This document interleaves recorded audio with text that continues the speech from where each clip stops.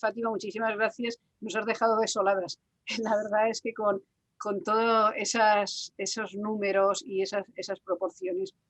Entonces, me gustaría lanzar primero una pregunta para que pudierais contestar ambas. Abrimos el turno de palabras. Tenemos además con nosotros a otras expertas en el ámbito de la medicina, a la que me gustaría también dar la palabra, entre ellas Isabel Esteva. O sea que primero les hago esta pregunta, contestan. Si quieres, después te dejamos que intervengas un poco. Cruz también me parece que es médica. Lo que me gustaría plantearos es, en un sentido entonces estricto, la despatologización, ¿no os parece que priva del derecho previo a una atención psicológica de las personas, dado que no estamos hablando de patologizar, no estamos hablando de enfermedad mental, pero sí que estamos hablando de una situación difícil donde las personas sufren, donde las personas están inquietas, donde sí que puede haber confluencia con otras situaciones o patologías ajenas o inseguridades.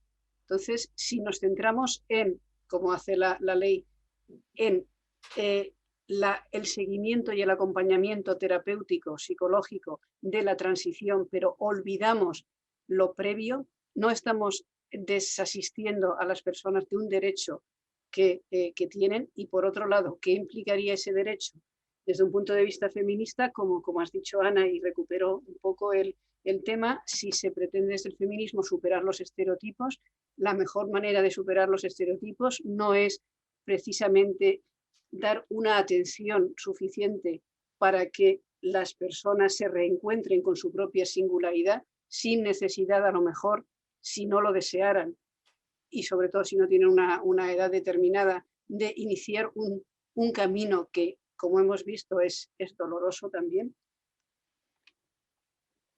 Yo sí, una cosa que se me ha quedado ahí en el tintero es que precisamente la Organización Mundial de la Salud dice que la salud es el bienestar físico, psíquico y mental de la persona.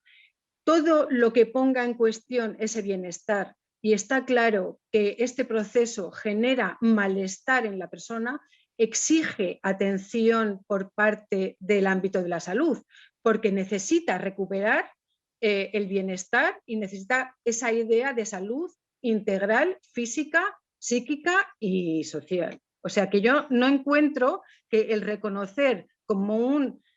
o sea, simplemente con reconocer que existe esa carencia de salud ideal, no significa despatologizar, pero sí reconocer su realidad. Sí, Ana, muchas gracias. Sí, bueno, yo quería comentar algunas cosas porque, bueno, primero me parece que estamos situadas como en el tema de referencia y de funcionamiento muy diferentes, ¿no? Entonces, yo cuando escuchaba a Fátima, realmente lo que pensaba es que el espacio que tenemos de la consulta es un espacio que se montó fundamentalmente a través de una idea de un proyecto y después de muchísima relación con las asociaciones de personas trans. Y en todo momento lo que tuvimos en cuenta fueron las voces de las personas trans. Es decir, porque claro, lo de la medicina basada en la evidencia es que ni se nos ocurrió. Entre otras cosas, yo también lo que pienso, ¿no? Que por lo menos desde donde yo trabajo, también tiene que ver mucho con el tema de feminismo y salud mental. Continuamente nosotros estamos haciendo una crítica al modelo hegemónico sobre cómo se piensa el tema de la salud de las mujeres. Porque si yo tuviera que poner los datos de los trastornos depresivos y de ansiedad de las mujeres que dice a lo mejor los científicos, desde luego si no hago una crítica feminista de eso, es que como es, una de cada 4 tiene un cuadro depresivo. Entonces, yo es que estoy en otro lugar. el trabajo nuestro ha tenido mucho que ver con es decir, el hospital aceptó una modificación a lo que se estaba haciendo hasta ese momento en Málaga, fruto del trabajo de todas las acciones que hicieron las organizaciones de personas trans. Entonces, eso por un lado. Y por otro lado, yo no atiendo a todas las personas trans porque la mayoría de las personas trans no necesitan apoyo para el tránsito. Es decir, las personas trans, las que quieren, van a la consulta de atención a personas transexuales del servicio de endocrinología y allí la endocrina le ofrece como posibilidad, si lo considera útil, que pueda acudir al espacio que tenemos de apoyo para acompañar en el tránsito. Hay muchísimas personas trans, hombres y mujeres trans, que entienden que no necesitan para nada apoyo.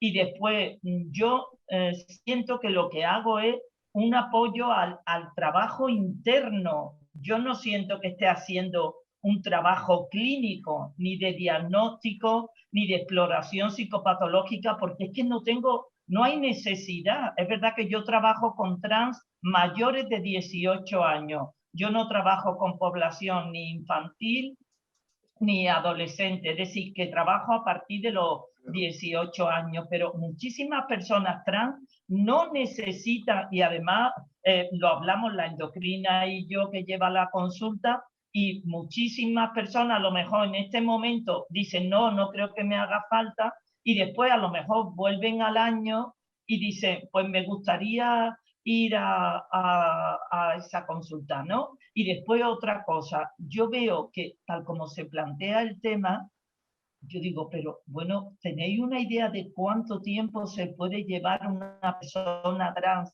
para tomar la decisión de la intervención quirúrgica? Quiero decir, ¿es que pensáis que eso se hace como en 15 días?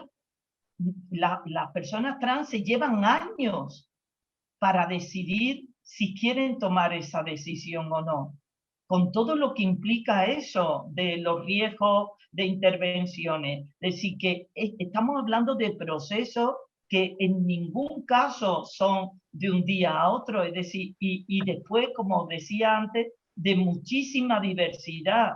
Hay personas trans que no pueden soportar verse con el pecho y hay otras personas trans que no tienen absolutamente ningún problema por verse el cuerpo y verse el pecho. Es decir, que la diversidad, si no incluimos eso, yo creo que nos estamos olvidando de lo que son las voces de esas personas, ¿no? Que a mí me parece que nunca la ciencia puede olvidarse de las voces de los sujetos y es necesario incluir ese relato, por lo menos desde donde yo lo veo. Y después, yo esto de la gente que se arrepiente, yo digo, pero bueno, si es que es como, ahora estoy segura, ahora me arrepiento, ya os digo, trabajo con adultos, pero eso no es como una cosa, por lo menos mi experiencia no va en ese sentido, ¿no? Las personas trans se llevan mucho tiempo dudando, con miedo a lo que puede significar el cambio, con dudas acerca de si lo que están haciendo va a facilitarle su vida o no. No es, ahora lo tengo claro, ahora me arrepiento. Bueno, yo eso, por ejemplo, en el espacio de la consulta, es que no llego a trabajarlo. Entonces, creo que es que estamos hablando también de realidades desde lugares muy diferentes. Gracias, Ana. Pues si te parece, para seguir en el terreno de la propia experiencia clínica, yo le daría la palabra a Isabel Esteva. Muchas gracias. Hola, buenas tardes. Buenas tardes y gracias por dejarme acceder, porque todo foro en el que se reflexione, yo estaré en que se reflexione sobre este tema. Sí me gustaría dar la bienvenida a Ana, al grupo de profesionales fascinados por este tema. Después de 22 años trabajando con ellos, todo el que empieza se apasiona. Incluso los que rechazan que esto existe, yo los pondría a rotar unos días para que vieran la realidad trans y por tanto entendieran que esto existe, no lo que les ocurre. Nadie entiende lo que pasa por ese cerebro, ni por esa cabeza, ni por esa vida. Por eso las certezas de Ana también me sorprenden. Llevando unos años con adultos, nos ha contado un poco los pasos que ella hace en un modelo que casi parece un ensayo experimental en la consulta de apoyo a la transición. Yo le diría, y creo que Ana va a estar de acuerdo conmigo, y si no, lo podemos debatir cuando tengamos más tiempo, no todas las personas trans tienen que ir a ninguna unidad. La identidad sexual no se trata, solo se trata si hay incongruencia o hay una disforia de género. Por tanto, los recursos políticos, sanitarios, económicos, etcétera, para las personas trans en general, había que probablemente diseminarlos por muchas más esferas sociales, antropología, sociología, educación, etcétera, pero no sanidad. Toda la persona que va a la unidad no quiere transitar, eso también hay que decirlo, y toda la persona que no quiere transitar hay que saber qué estrategia se les dice, qué experiencia acumulada y con qué conversación se mantiene para decirle qué hacemos contigo o qué podemos hacer contigo. Y luego toda la persona trans que pide transitar no debe hacer el tránsito. Por supuesto que hay criterios de exclusión para que una persona no sea protegida con ese paternalismo que nos han querido que quitemos, y lo estoy viendo cada vez más en las UAPT modernas. Y un matiz fundamental, Ana, la unidad de Málaga no se desmanteló ni se cerró. La unidad de Málaga se opuso a trabajar sin acompañamiento psicológico en el único equipo multi e interdisciplinar que ha existido casi en España, y es acompañar a estas personas antes, durante, después y a lo largo de su vida, con ginecólogos, con urólogos, con reumatólogos, etcétera, porque el cuerpo no se transforma ni se transita así de la noche a la mañana. Pero esta unidad no se cerró ni se desmanteló. Se nos obligó a no trabajar con menores de 14 años porque exigíamos mucho más la presencia del psicólogo acompañador para estos menores. Y en los adultos, nuestra unidad exigió, porque yo soy así de radical, que mantuviéramos una psicóloga al menos de las 2, 3 que teníamos antes para las historias tan tremendas que se oyen ahí, y que un psicólogo tiene que trabajar con ellas. Y quien dice un psicólogo puede decir un psiquiatra. Me refiero a alguien que conozca el proceso cognitivo, el proceso madurativo, los comportamientos, los estrés postraumáticos, el autismo, las historias de vida que reflejan muchísima confusión identitaria. Dicho esto, esa unidad sigue teniendo más de 3.000 personas a su alrededor, y también quiero decir, las unidades, los usuarios en aquel momento estaban muy contentos con el modelo, pero el transactivismo radical de personas, algunas de ellas excluidas en nuestra unidad por criterios de no hacer iatrogenia, esas personas montaron asociaciones y tuvieron más poder, tuvieron el poder del discurso que ha dicho Fátima, a la que felicito por su magnífica charla y porque es una reflexión tan documentada y tan crítica. Solo le han faltado los datos españoles, que por supuesto también ella sabe que no nos han dejado acabar los datos evolutivos y prospectivos en casi ninguna unidad. Pero esta gente necesitaba en aquel momento, los usuarios, seguir con el modelo. La Escuela Andaluza de Salud Pública hizo un estudio en el 70% de nuestros usuarios elegidos aleatoriamente, y el 99% de ellos estaban de acuerdo con el modelo. Nunca se publicó y nunca se comunicaron esos datos, porque los mismos políticos que nos habían hecho abrir las unidades en el año 99, en el año 2014 querían otro modelo descentralizado. Ya no quiero enrollarme más porque me enrollo mucho, pero el modelo de la despatologización que Rosa también comentaba, sí quiero comentar, es un discurso que no se va a ir del ambiente moderno, queer y transgenerista. Yo siempre digo que si acaso reconvertirlo. El modelo de la despatologización estamos todos de acuerdo en sacarlos de las clasificaciones de enfermos mentales. No sabemos lo que les pasa, pero no son enfermos mentales. Lo que es verdad es que yo lo llamo desclasificarlos, y ahora quieren desmedicalizarlos. Ellos mismos dicen que somos patologizantes en la medicalización. Nunca antes se han pedido tantas consultas médicas por parte del colectivo transgénero. Por tanto, el concepto de despatologizar, desclasificar y desmedicalizar no se debe confundir. Pero la palabra despatologización no significa que los que trabajemos con ellos seamos patologizantes. Significa que queremos darles garantías de calidad dentro de lo poco evidencia, de la poca evidencia que, como muy bien ha contado Fátima, hay para muchas cosas, pero que no haya evidencia no significa que no tengamos garantías de calidad de seguimientos de cohortes. Tengo tantas cosas que deciros que no me va a dar tiempo. Los suicidios son iguales que en población juvenil con psicopatología, pero mucho mayores que la población juvenil de esa edad, pero iguales que en jóvenes con psicopatología. Por tanto, los jóvenes necesitan un psicólogo o un psiquiatra a su lado.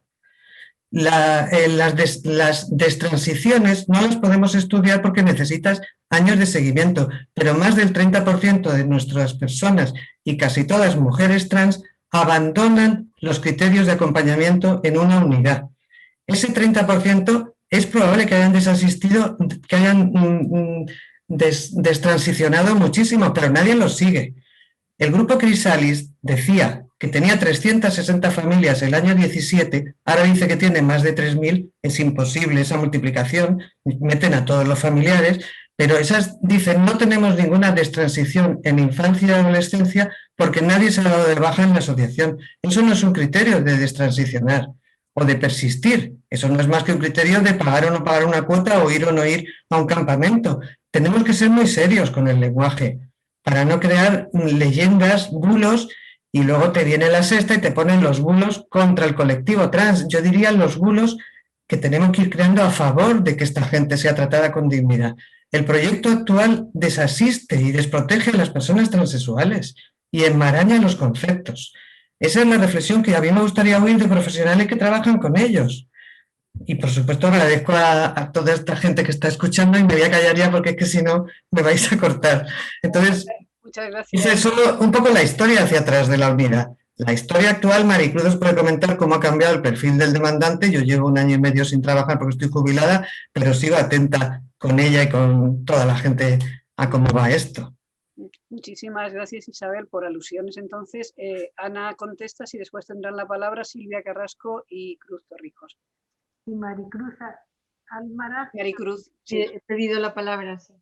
Sí. Sí, pero hay palabras delante dejemos entonces que conteste un poco Ana, ¿no? Pues que supongo que querrás. Pero así que no, yo no tengo que contestar porque es que, bueno, no tengo nada que contestar, es que me parece eso que cada una vamos viendo las cosas también según el esquema de referencia del que partimos, entonces vamos como miradas distintas sobre lo mismo, entonces no sé, no me parece que tenga que contestar, sino que cada uno... No, quiero decir que como habéis hecho referencia al mismo servicio y a la misma experiencia, por si querías matizar algo. Bueno, no, porque también lo que pasa que, claro, yo la información que tengo es de las asociaciones de personas trans y de las dificultades que había con la unidad de Málaga, entonces no me parece que ahora tenga que contarla, sino yo qué sé, yo creo que cada una estamos situadas donde podemos estarlo y desde ahí la mirada que tenemos también es diferente, claro. Vale, perfecto. Pues entonces seguimos con el turno de palabras. Era Maricruz, ¿no? La de Marina. Almaraz, ¿no? Hay dos Maricruz. Maricruz Torrijos y Maricruz Almaraz. Primero va Maricruz Torrijos y Silvia Carrasco. Vale, y después Maricruz Almaraz. Vale, pues. Vale, pues intentaré ser breve porque creo que, bueno, yo soy psicóloga, no soy médica, pero creo que el problema está en estigmatizar. No, creo que se han equivocado de verbo y además lo digo en serio, ¿eh? ¿Se han equivocado de verbo? Está bien desestigmatizar, quitar el estigma. El estigma y el autoestigma dañan, pero esto desde luego no es una alegría, es un problema. Y creo que es un problema de salud psicosocial o, como bien decía antes Fátima, pues es que la salud no es solamente el cuerpo, también es lo físico y también es lo social. Entonces creo que hacemos un flaco favor despatologizando totalmente porque les privamos de una atención que las personas transexuales que yo conozco me han defendido haber necesitado ese apoyo de profesionales de la salud mental. Porque cursa con sufrimiento. Y si cursa con sufrimiento y con un malestar profundo, entonces ¿por qué? ¿Por qué? Enfermedad mental igual suena muy fuerte, ¿no? Pero si yo puedo tener un cuadro de ansiedad cualquier día y alguien me considera enferma mental, no. Pero tengo un problema de salud mental, sí, y no pasa nada. Realmente lo que se está patologizando seguramente es la atención psicológica y psiquiátrica, que no le va a venir nada bien a este país tampoco. Después, una última cosa, hay un periodo en la vida en el que hay un problema de identidad seguro, y es la adolescencia, que por definición es un proceso de dejar de tener una identidad infantil, una identidad de niña o niño, pero no tener la identidad de adulto inmediatamente.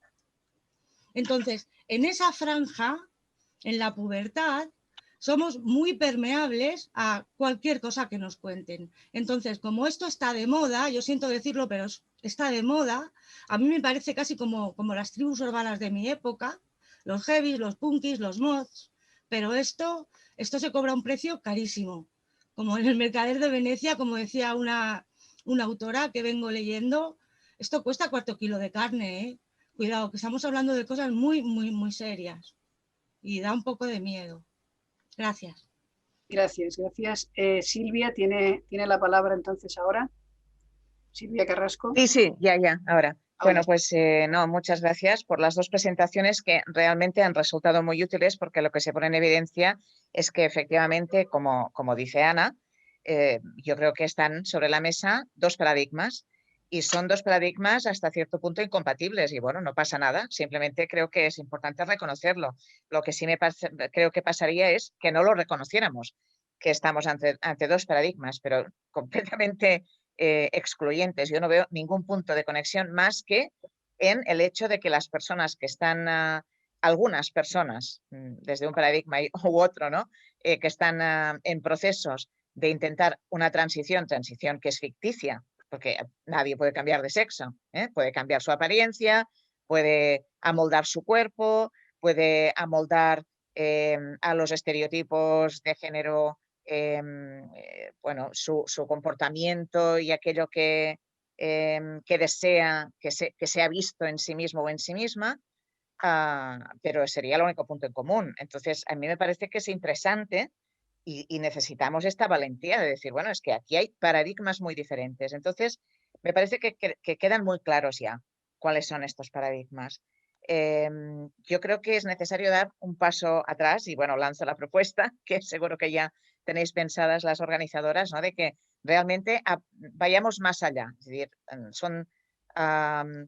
necesitamos hacernos otro tipo de preguntas, ya que los paradigmas van a ser irreconciliables. Preguntas como, ¿nos parece aceptable y sano como sociedad que después de estar expuestos o expuestas a ciertas ideas en los talleres de sensibilización llamados sexoafectivos en la actualidad, se produzcan masivas solicitudes de transición, hormonación y cirugía en los adolescentes y las adolescentes de nuestro país? Bueno, esta es una pregunta que vale para un paradigma y para el otro, que es un hecho. Es decir, aquí tenemos dos cosas.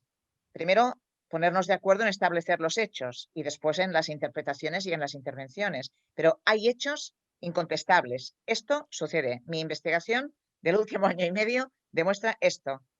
Absolutamente automático. ¿Qué está pasando? Probablemente tenemos, aquí hay más antropólogas, elementos para pensar que estamos ante un síndrome culturalmente construido que probablemente como feministas debemos analizar con mucha mayor profundidad, porque tiene que ver con lo insoportable que está siendo hacerse mujer. Bueno, vayamos por ahí, pero necesitamos, yo creo, un paso más allá. Y bueno, en cualquier caso, gracias, muchas gracias a las dos ponentes, porque han quedado muy claros los dos paradigmas. Muchas gracias, Silvia. Creo que es importante también que reflexionemos sobre ese aspecto de la didáctica, porque efectivamente, independientemente de lo que podamos pensar a nivel psicológico, biológico, hay un efecto de contagio, y un efecto de contagio que está afectando sobre todo a las niñas. Entonces, es necesario un análisis feminista de qué les pasa a las niñas para que no quieran asumir ese estereotipo en una edad problemática y cómo eso, en cualquier caso, hay que analizarlo viendo los condicionantes sociales y no pensando que es algo fisiológico, innato o determinado, encaminándolos a algo que puede ser terrible a la larga. Entonces, el conjuntar ese análisis cultural, feminista, antropológico, biológico, médico, me parece que es fundamental. Maricruz. Hola, sí, muchas gracias, Rosa, porque bueno, te pedí que me, que me mandaras el link y me lo has mandado y por eso estoy aquí, tenía mucho interés en participar. Bueno, no me veis porque es que se me ha ido la pantalla y supongo que me escucháis, ¿no? ¿Me estáis escuchando? Sí, te estamos escuchando, Maricruz, sí. Tengo la pantalla en negro y no puedo activar pero bueno, si me escucháis, pues empiezo a... Lo que quería era matizar tanto la conferencia, la charla de Ana como la de Fátima. Y me ha gustado que Ana ha comenzado diciendo que ella es feminista y conoce la teoría feminista, y yo digo que yo también conozco la teoría feminista y me sirve y me ha servido también, al igual que ella, para poder enfocar este asunto que nos trae. Lo que pasa que luego recojo la idea que ha traído Fátima y ha hecho un análisis que yo lo vengo haciendo también desde hace varios años, de lo que es la modernidad y la posmodernidad. De tal manera que la modernidad pues, se asienta en la ciencia, es decir, en hechos constatables, verificables, y la posmodernidad en el deseo. Yo no diría tanto que en los relatos, en construir relatos, sino como en ponderar el deseo. Y esto es lo que yo veo que ahora mismo se trata de llevar a cabo con todas las teorías que los activistas traen a colación para justificar el cambio en lo que es la atención. De hecho, quiero entrar aquí con el asunto de la despatologización. Pues la despatologización, si uno hace un rastreo de cuando empezó esto, empezó por los intersex. Los intersex no tienen nada que ver con los transexuales, aunque están metidos todos en el mismo paquete, pero son dos situaciones muy distintas. Pero curiosamente, lo que pedían los intersex, los activistas de los intersexuales, era justamente lo contrario de lo que piden los transexuales, es decir, que no se interviniesen. A los 2 años, os recordáis, bueno, las que trabajamos en esto, pues que las teorías de Money, de Stoller, etcétera, planteaban que ya la identidad estaba formada en el infante y eso justificaba las cirugías precoces. Precisamente el activismo intersex se opuso a esto, y además con toda razón, porque lo que se generaban eran mutilaciones tempranas, de tal manera que cuando llegaba la edad adulta, pues esas personas posiblemente, muchas de ellas llegaban pues genitales y sin otros órganos. Bueno, pues justamente el activismo transexual lo que pide es actuaciones tempranas, es decir, se opone en este sentido al intersex.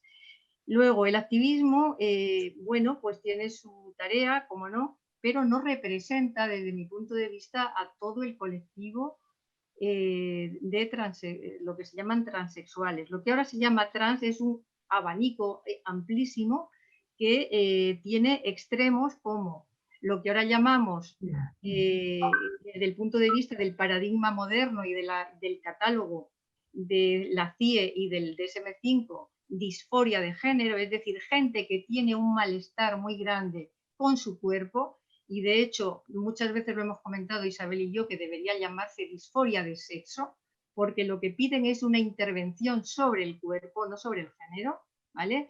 Hasta gente pues que está molesta pues con otras cuestiones que ya son cuestiones de género. Que yo ahí, pues evidentemente como endocrinóloga y como trabajadora en una UTIC o en una UAPT, entiendo que estas personas pues no tendrían que ir al sistema sanitario porque no es una cuestión médica. Y además el activismo yo creo que se ha imbuido mucho de toda la teoría posmoderna, estoy hablando aquí de la teoría queer, y ¿qué es lo que ha hecho? Pues lo que quiere es todo el saber médico pero sin el poder médico, es decir, quieren usar la biotecnología, es decir, las hormonas, la cirugía, etcétera, pero sin que nosotros intervengamos. Y eso, dentro de lo que la práctica clínica moderna, que se basa en unos principios que no tienen nada que ver con el paternalismo de hace 30, 40 años, pues son decisiones que se tienen que tomar de manera informada y de manera compartida. Bueno, entonces, el tema del activismo creo que representa a sí mismos, no a todo el colectivo de las personas que tienen disforia de género. Después ha habido, desde mi punto de vista, un desplazamiento, sobre todo en las leyes autonómicas, y también lo he visto en el borrador de la ley trans, ha habido un desplazamiento de la categoría diagnóstica del DSM-5 y anteriormente del 4, del 3, que ha tenido diferentes denominaciones, y de lo que se ha tratado es de quitarle carga estigmatizadora o como queramos llamarla, hacia, ha habido un desplazamiento de esas categorías diagnósticas hacia otra categoría que a mí no me dice nada, que es la categoría identidad de género. Yo no sé tratar una identidad de género porque cada cual tiene la que le corresponda, y entiendo que bueno, pues mire usted viene a tratarse su identidad, pues yo qué sé, no sé cómo se hace eso. Bien. Después hay que tener en cuenta también que nos movemos en un grado de incertidumbre tremendo, en un grado de incertidumbre científica que desde teorías que te dicen que la identidad sexual se forma en la infancia temprana, hasta otras que te dicen que no, que se forma a lo largo de la vida, etcétera, etcétera. Entonces, como comprenderéis, cuando nos movemos en este grado de incertidumbre científica, lo que se impone es la cautela y, sobre todo, la responsabilidad por parte de los gobiernos, del Estado y de los colectivos médicos y de los colectivos psiquiátricos, porque lo que podemos hacer con todas estas intervenciones biotecnológicas, léase hormonas, léase cirugías, es un desastre en la corporalidad de las personas. Y yo siempre les digo que cuerpo solamente hay uno. Por supuesto que ha habido un cambio de perfil muy grande. Esto que presentaba Fátima en sus diapositivas, también lo hemos observado nosotras en nuestra unidad. Ha habido una inversión del perfil en el sentido de la edad y del sexo. Hay muchas más adolescentes, niñas, adolescentes que consultan ahora mismo en el grupo de edad entre los 14 y los 16 años. Pero además también han cambiado las demandas. Yo lo que observo ahora, y no sé, Ana, si tú lo observas, y supongo que no, porque no ves esa franja de edad, son niñas que no tienen disforia de género ni de sexo, lo que tienen es que le molesta a lo mejor el pecho, pero yo pienso también en mí, y aunque yo no sea un referente, pues lo he hablado con muchas amigas, cuando éramos adolescentes nos molestaba el pecho, claro que sí. Nos dolía, y yo creo que ahora mismo el efecto del contagio social del que hablaba Lisa Lindman en su artículo, etcétera, etcétera, y Marchano también hablaba, pues explica que cuando tú entras en redes sociales y dices me molesta el pecho y hay alguien que te dice eres transexual y vete a la unidad, pues eso genera un contagio, igual que pasó con la anorexia, igual que pasó con los trastornos de la conducta alimentaria. Bueno, entonces, desde mi punto de vista, yo creo que no se puede eliminar la valoración y la evaluación psicológica. ¿Por qué razón? Porque hay que hacer diagnóstico diferencial. Es verdad que no, ya esto es una cosa muy restringida, la prevalencia de lo que es la disforia de género es mínima. Pero si además ahí van mezclados otras personas pues que se confunden, y estoy hablando de cuadros... oigo por ahí un ruido y no sé si soy yo. No soy yo. Bueno, cuadros que se confunden, como es el travestismo feminista, como es el trastorno límite de personalidad, que puede ir cambiando de identidad, como son los cuadros psicóticos, como son otros, y puede haber comorbilidades concurrentes como del espectro autista, etcétera, etcétera, que yo creo que bien merece la pena que haya una valoración rigurosa y seria y que no se tomen decisiones que vayan a comprometer la corporalidad, la fertilidad, todo lo que tiene que ver pues con el futuro de una persona pues que evidentemente está en pleno desarrollo. Y lo que comentaba, creo que era Fátima, si la obesidad mórbida, los trasplantes y otro tipo de intervenciones quirúrgicas o médicas requieren una valoración psicológica, ¿por qué tiene esto? ¿Por qué esto no va a tener que ser valorado? Y luego ya por último, hay mucha gente que sigue viniendo a la unidad y que quiere operarse y que quiere cirugías y hay una lista de espera inmensa, grandísima, ahora mismo que se ha acrecentado por el asunto del COVID y que no sabemos, pues nadie habla de esto, de esas necesidades que tienen unas personas pues que necesitan ese tipo de intervención. En fin, yo lo que terminaría diciendo es que ha cambiado el perfil, que las personas que vienen son adolescentes, que son franjas de edad más vulnerables, y que yo sí estoy a favor de una valoración y un acompañamiento psicológico, no solo en la transición, no solo pretransición, sino posteriormente a lo largo de la vida, porque ahí el problema no se acaba. Cuando ya te operas, luego puede haber más problemas, y es lo que hemos constatado en nuestra unidad. Bueno, ya no hablo más porque creo que me he dado otra charla. Lo siento. Pues, muchas gracias, Maricruz. Yo creo que estamos perfilando bastante bien cuál es la situación real en vuestra experiencia médica. De todas formas, como filósofa, permitidme un par de pequeñísimas reflexiones. Se habla de identidad de género y creo que debemos ser conscientes de que la noción de identidad de género no es un concepto que ofrezca ni seguridad jurídica ni seguridad científica, no porque no exista, sino porque se interpreta de formas muy diversas, tanto como proceso de subjetivación a lo largo de la vida, cuanto desde otras versiones como algo cuasi innato o como algo que remitiría a los cerebros femeninos masculinos. O sea, en cualquier caso, no es un concepto que podamos decir está definido de una forma unitaria y puede ser jurídicamente aceptado, porque no lo es. En todo caso, lo que tenemos es un sentimiento subjetivo de pertenencia a un género. Pero habría que hablar mucho si un sentimiento subjetivo lo que requiere es un acompañamiento, un tratamiento, una reflexión filosófica, una reflexión psicológica o simplemente el hecho de que de un sentimiento es complicado muchas veces derivar un cambio o una consecuencia legal.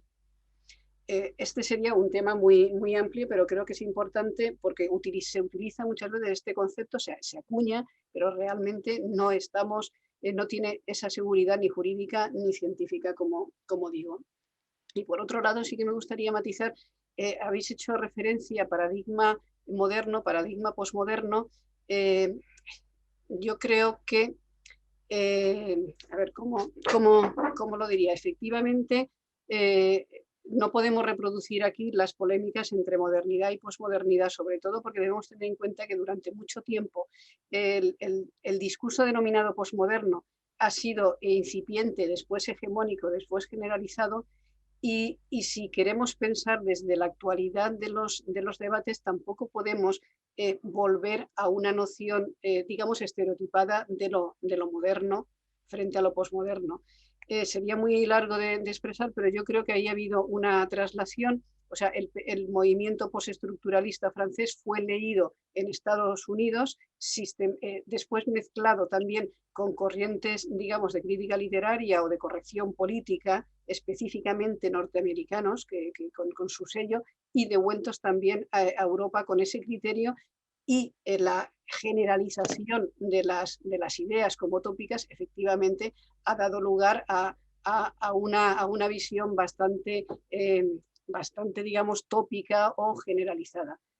En cualquier caso, lo que quiero decir es que en el origen de esa crítica a la modernidad había elementos que debemos rescatar si queremos pensar un poco a la altura de los tiempos y sobre todo no establecer un enfrentamiento total con lo que universitariamente ha sido más exitoso. Y no me estoy refiriendo a teoría queer, sino simplemente un poco a ciertas posturas de deconstrucción, ciertas posturas postestructuralistas que se han generalizado.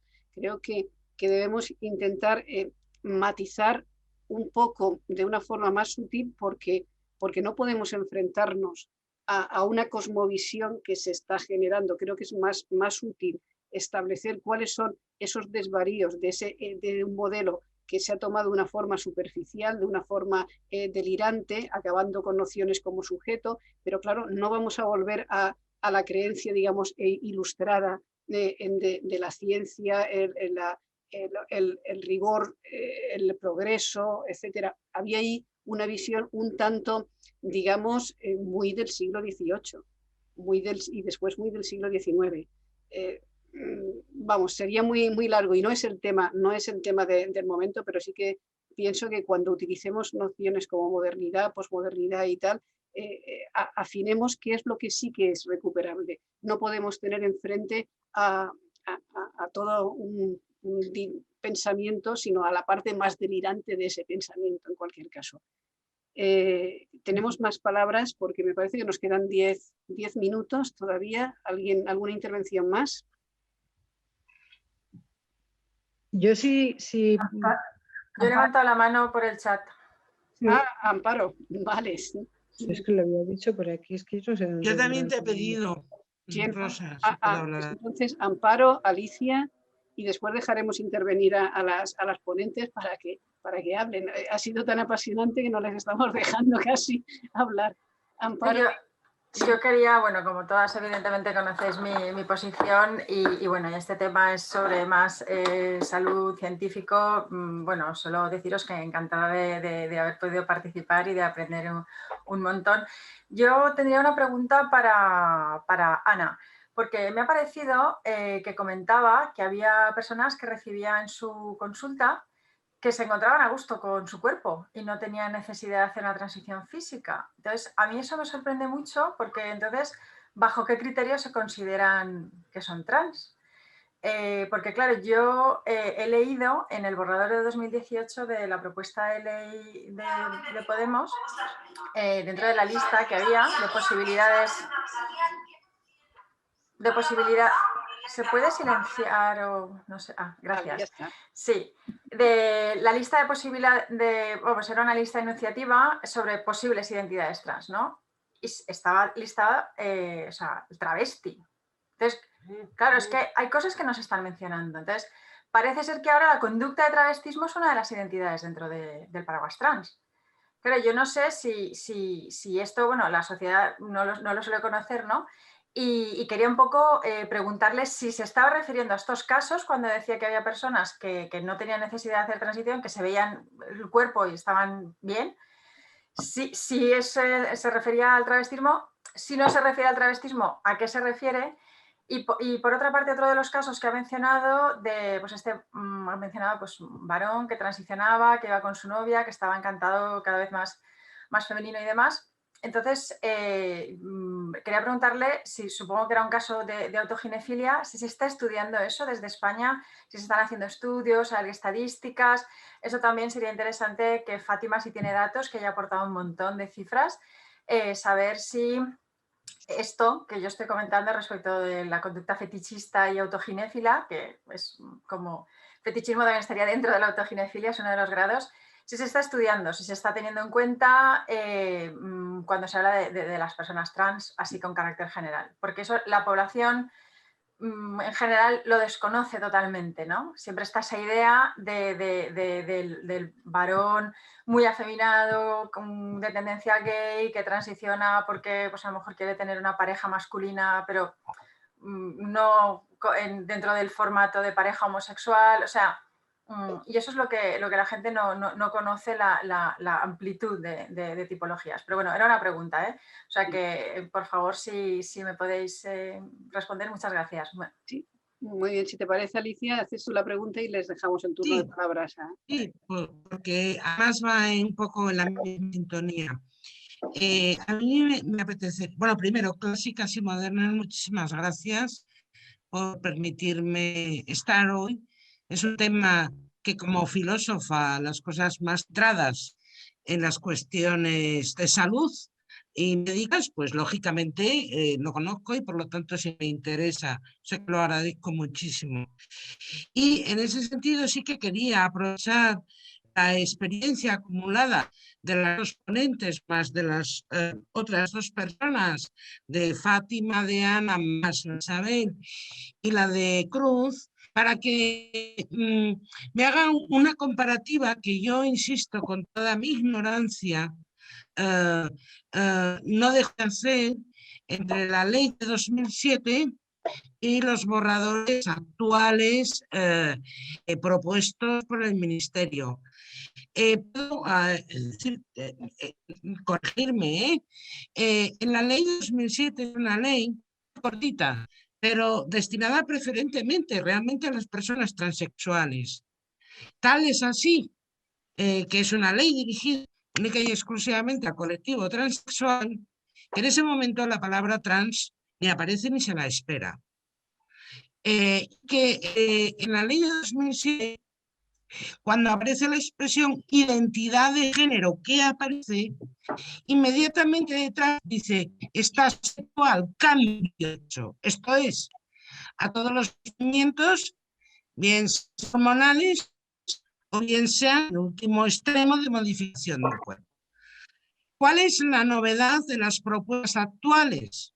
Bueno, pues la primera novedad en las propuestas actuales es, ¿me estáis escuchando? Sí, sí, sí, se oye un poco mal, pero sí. Se oye mal, sí. En las propuestas De vez actuales... en cuando se te corta un poquillo, Alicia, si apagases la cámara, creo que a veces se mejora el audio, porque se aligera la conexión. ¿Lo probamos? Sí. Es que se corta. A ver, la novedad de los borradores actuales es que, por ejemplo, la palabra transexual apenas aparece, es sustituida por un paraguas inespecífico y un genérico inespecífico donde trans, y donde la identidad de género ya no está sujeta al cambio de sexo, que es lo que está comentando antes Amparo. Es decir, el trans ya ni está,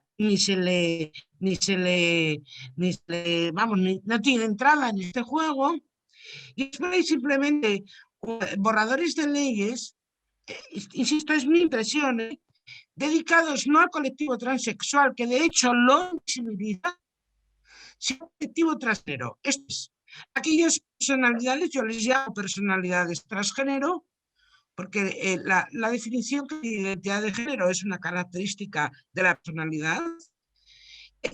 Oye, libremente pueden hacer o no hacer lo que quieran, es hormonarse o no hormonarse, modificarse o no modificarse. Es mi impresión, insisto, comparando las dos propuestas del 2000 actual.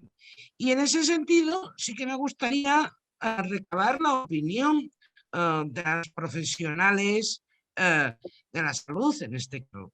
Sí, que creo que las borradores actuales están dirigidos a otra cosa, pero no exactamente a preservar los derechos de las personas transexuales, sino de hacer emerger un nuevo sujeto, que es un sujeto transgénero, que libremente juega con su identidad, cuando y como quiera. Lo dejo. Gracias. Bueno, Fátima, Ana, por favor. Sí, no sé si se me oye. Fátima, sí, se te oye. ¿Sí? No se te ve, pero se te oye. Vale. Bueno, quería hacer unos comentarios breves. Primero, efectivamente, Rosa, bueno, 20 minutos no es mucho y sí que ya he mencionado antes, a veces como recurso retórico, digamos que llevar las cosas a cierta exageración, digamos, para hacerlas evidentes. O sea que, pero estoy de acuerdo contigo con que hay procesos que arrastran una complejidad y evoluciones del orden del pensamiento filosófico que, por supuesto, están fuera de este debate, aunque hay cosas que sí que se correlacionan. Pero bueno, pero llevando el tema de la salud y sobre todo al marco de las políticas, que es en el proceso en el que estamos, en establecer una serie de políticas de actuación y unos marcos que nos afectan a todos como sociedad, yo entiendo que la consulta que tiene Ana tiene un foco muy claro y que eso tiene una experiencia, pero es que digamos que el Estado y las políticas no pueden actuar única y exclusivamente para cuando todo va bien, sino que tienen que actuar para cuando todo va bien y para cuando las cosas no van bien y no pueden dejar a nadie atrás. O sea, si hay personas que no necesitan ir al tal, que fenomenal, o sea, ningún problema. El problema es cómo actúa el Estado como garante para preservar los derechos de otras personas que se encuentran en otras circunstancias. Hasta el punto, que es una cuestión que quería mencionar, que el Estado en muchas ocasiones actúa para proteger a las personas que pueden actuar en contra de sí mismas. O sea, por ejemplo, no se permitiría o no se permitiría a la sociedad que los niños dejen de ir al colegio, o se establecen los derechos de autor que son invendibles e intransferibles porque se protege a las personas que puedan sufrir la presión del entorno, de su situación económica o tal, y puedan vender aquello que les es propio. O también se protege a personas que podrían vender sus órganos debido a su situación económica y social, y se establece que no se pueden dar los órganos, no se pueden vender. Y es más, incluso en el caso de una persona puede sufrir la presión de su familia para dar un órgano, y existen unos mecanismos dentro del Sistema Nacional de Trasplantes de tal manera que cuando una persona dice voy a querer donar, se le aparta y se le ofrecen garantías a que pueda renunciar sin sufrir las presiones de la familia. Quiero decir que esa es una obligación del Estado que, tal y como está ahora mismo planteada la ley, el Estado renuncia y no protege a unos, privilegia los derechos de unos sobre otros y renuncia a ejercer esa tarea que tiene de garantizar los derechos de todos, incluso a proteger a las personas que pueden actuar contra sí mismas debido a condiciones económicas o de todo orden. Entonces, cuando todo va bien, fenomenal, pero ¿qué es lo que pasa cuando no va bien? Entonces, yo creo que esta ley precisamente carece de esas garantías y en ese sentido a mí me parece que renuncia a obligaciones que le corresponden al Estado en beneficio de la sociedad en su conjunto. Sí, Ana, ¿quieres responder también a la pregunta, sobre todo de Amparo y de Alicia también? Sí, bueno, la de Amparo, porque la de Alicia la verdad es que no he comparado las leyes así, me falta hacerlo, pero que no lo he hecho todavía, entonces no le puedo contestar, pero lo de Amparo yo creo que igual no me he explicado bien.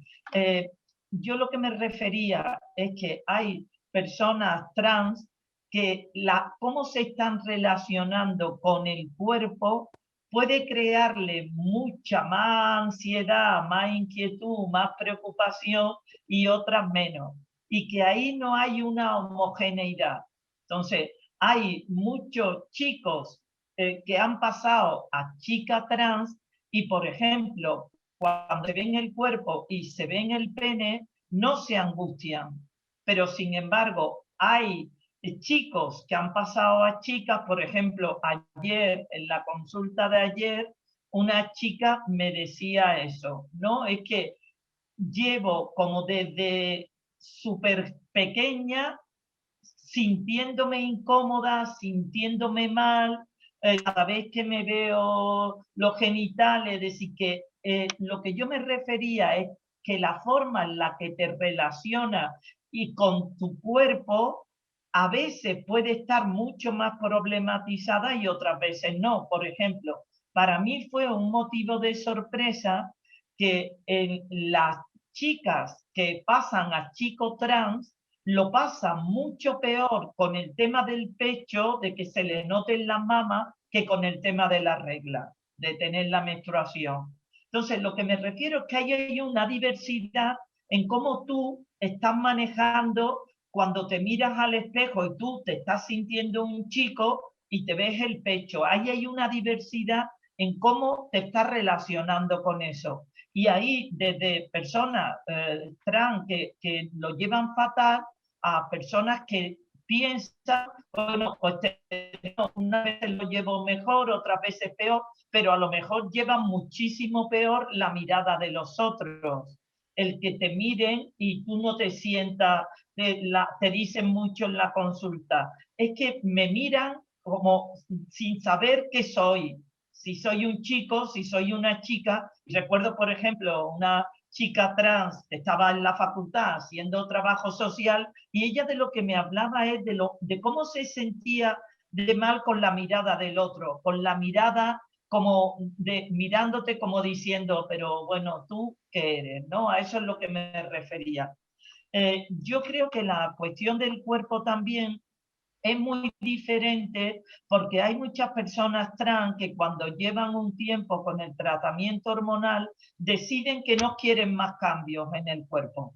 Mientras que hay otras personas que tienen como condición que hasta que el cuerpo no les cambie, por ejemplo, no se van a meter en determinadas actividades de formación laboral, es decir, que hay muchísima diversidad, ¿no? Y eso era un poco lo que me refería, ¿no? Que si tú te sientes chico y tienes un cuerpo de chica, y es que eso, bueno, como que no habría lugar, ¿no? Sino que la atención ahí va a depender de diferentes maneras de relacionarte y la significación que tú pongas ahí.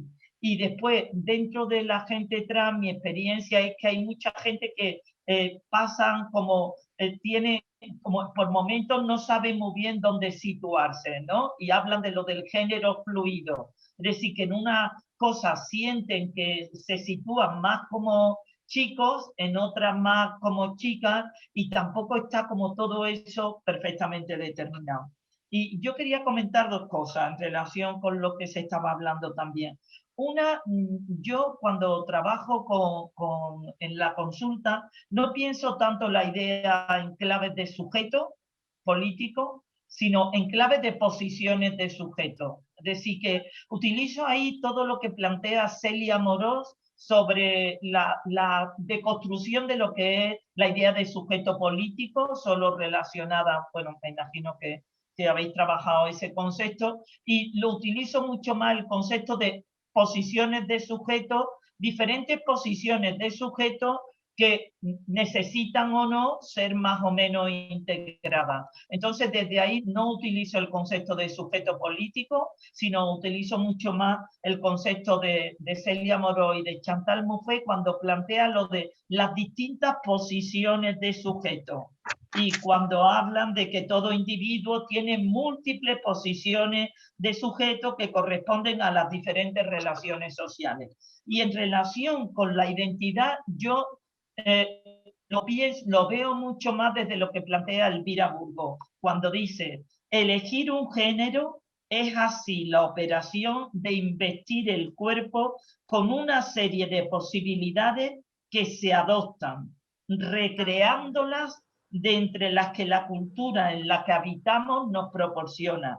Es una especie de estilo corporal que a la vez se asume y se decide llevar a cabo. Es decir, que pienso el concepto de identidad mucho desde ahí, ¿no? Por lo que también por afinar un poco en el lugar donde me sitúo también en estas cosas que estamos hablando.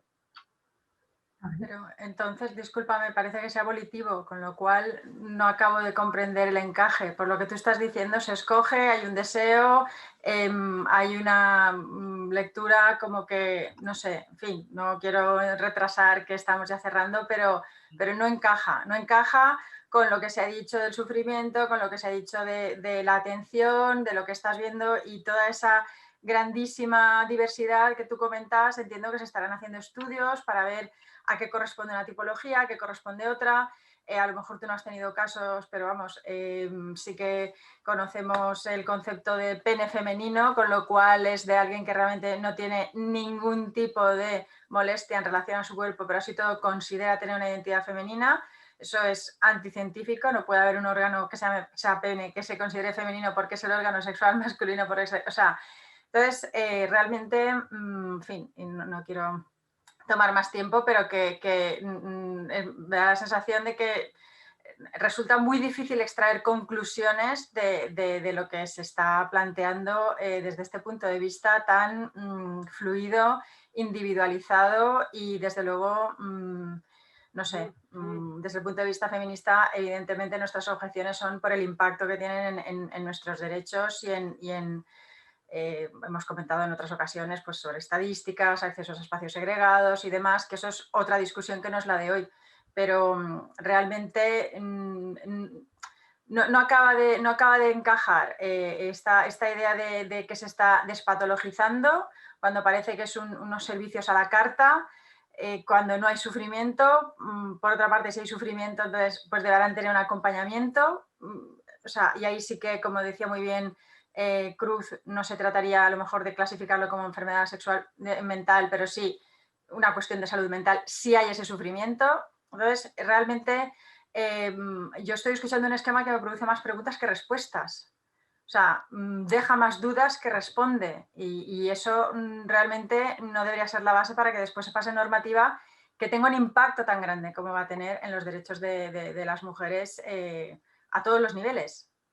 Entonces, eso es una cuestión que me está sorprendiendo bastante. No podemos centrarnos en todo, pero a mí me gustaría, y como llevamos así un poco de tiempo, y yo me siento también un poco culpable porque creo que le hemos cortado a Fátima una parte de lo que tenía también esquematizado y estudiado. Entonces, Fátima, si quieres un poco concluir o ampliar algo de lo que por tiempo no has podido exponer, pues yo al menos me sentiré menos culpable, porque también las intervenciones han sido muy buenas, todas muy jugosas, pero han sido menos preguntas y entonces habéis podido contestar menos. Entonces, Fátima, por favor.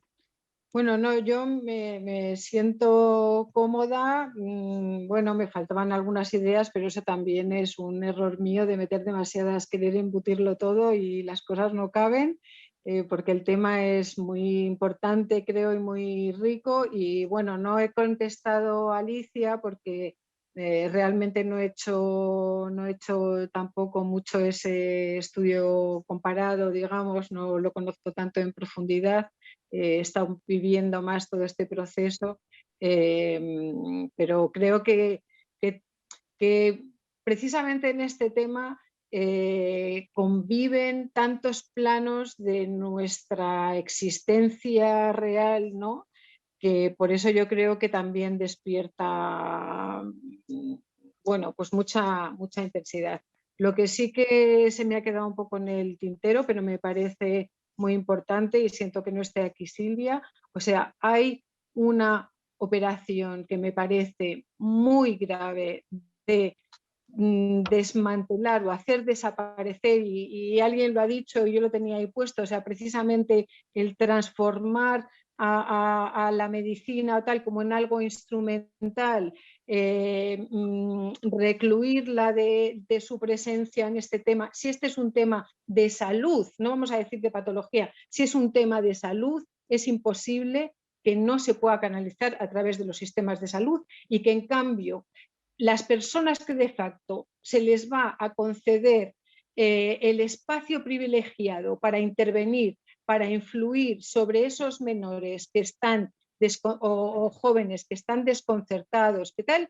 Es en el mundo educativo, no sabemos muy bien quiénes, no sabemos con qué preparación, quiénes van a ser esas personas atentas, como dice la ley, atentas a identificar, cómo se van a canalizar esas dudas dentro de un entorno tan complejo emocionalmente como es el mundo educativo, y precisamente que no exista un sistema integral donde existan unidades, pero también exista o sea, esa coordinación integral, se desplace, se deje al libre albedrío de vete tú al médico que quieras, con lo que eso con lo que eso representa de desprotección, de posibilidad de entrada de gente desalmada, que desde luego la hay en todas las profesiones, y además se pierde incluso el recurso a la reparación. O sea, ese proceso de quitar de en medio a todo un sistema que ofrece los servicios de salud y ser sustituido por una entelequia que no sabemos qué forma va a tener,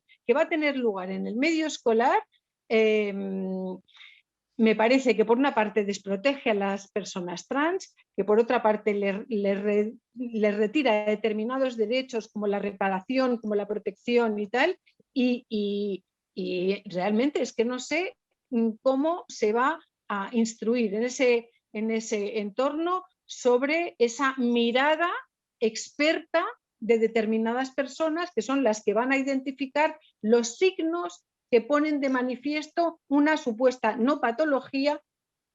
O sea, eso me parece una jugada maestra, o sea, retirar al mundo de la ciencia de ahí, someterla además a un ámbito normativo, encima además bajo la amenaza de determinadas sanciones, O sea, ya se vive dentro del entorno médico y en determinadas especialidades el miedo a ser, incluso a no progresar profesionalmente. O sea, ese entorno me parece que es de una...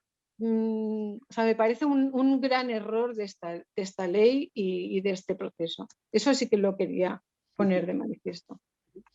Pues bueno, nada, gracias. Llega ya el tiempo de cerrar. Muchas gracias a las ponentes, ha sido muy ilustrativo. Nos llevamos a casa, como siempre, preocupaciones y temas y matices, no solamente a las ponentes, sino también muchas gracias a todas las que habéis intervenido por el alto nivel que habéis desarrollado. Os avisaremos para la próxima sesión y el compromiso de Clásicas y Modernas es seguir reflexionando sobre estos temas y ofrecer visiones diferentes para aproximarnos y construir una opinión informada y lo más consciente posible. Muchas gracias a todas.